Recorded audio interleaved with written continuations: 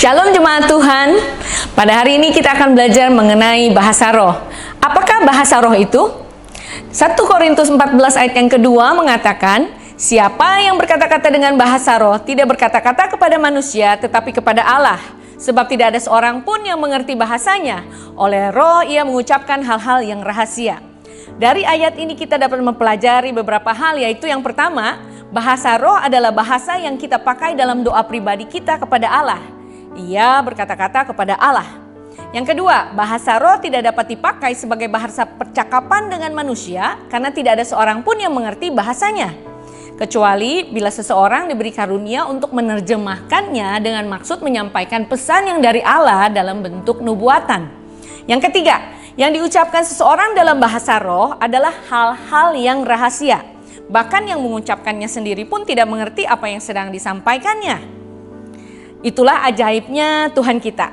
Tuhan berkata orang benar akan hidup oleh iman. Bahkan dalam berdoa pun kita harus benar-benar beriman bahwa bahasa roh yang kita ucapkan akan menyampaikan kepada Tuhan hal-hal rahasia yang akan membangun iman kita. Karena memang itulah tujuan dari bahasa roh diberikan kepada kita, yaitu untuk membangun diri orang yang mengucapkannya. Seperti dikatakan di dalam 1 Korintus pasal yang ke-14 ayat yang keempat bagian A, yang mengatakan, siapa yang berkata-kata dengan bahasa roh, ia membangun dirinya sendiri. Bagaimana seseorang dapat membangun dirinya sendiri dengan berbahasa roh?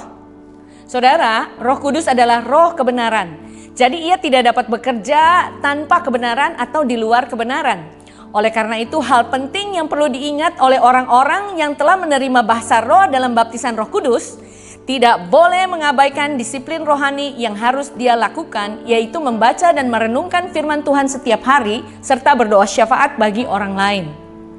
Dengan berdoa dalam bahasa roh, kita membangun diri kita secara internal agar kita terbangun menjadi pribadi yang kuat dan dapat membangun kehidupan orang lain juga. Dengan demikian kita dapat menjadi life builder, pembangun kehidupan seperti yang menjadi visi dari gereja kita. Oleh sebab itu Bethlehemers, be a life builder and be filled with the Holy Spirit. Pada kesempatan kali ini kita akan berdoa bersama-sama untuk minta agar Roh Kudus memenuhi hidup kita sehingga kita dimampukan untuk berdoa di dalam bahasa roh yang akan membangun diri kita. Karena tanpa kita membangun diri kita, mana mungkin kita bisa membangun kehidupan orang lain. Tuhan mau kita terlebih dahulu dibangun. Oleh sebab itu mari kita berdoa.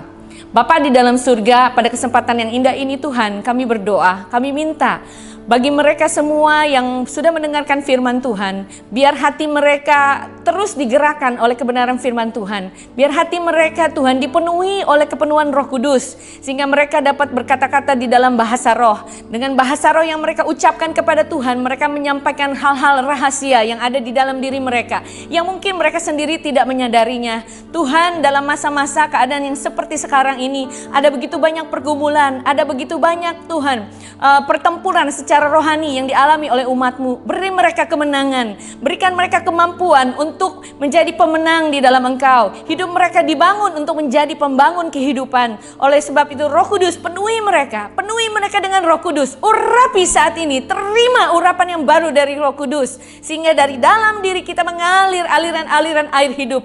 Di dalam nama Tuhan Yesus, kemenangan menjadi milik kami semua. Terima kasih Tuhan. Di dalam nama Tuhan Yesus kami berdoa dan mengucap syukur. Sama-sama kita katakan amin. Tuhan Yesus memberkati.